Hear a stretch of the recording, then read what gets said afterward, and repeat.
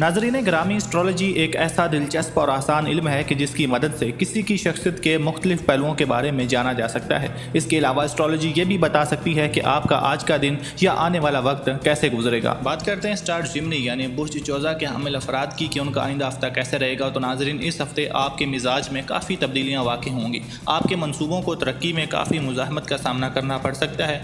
Boss से बहस व मुबाहिसों का हिस्सा बनेंगे।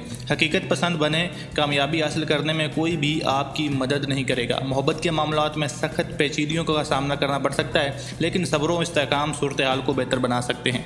ख्वाब और हकीकत के दरमियान मवाजना करें ताकि सही नुक्ता नज़र तक पहुँच जाएँ।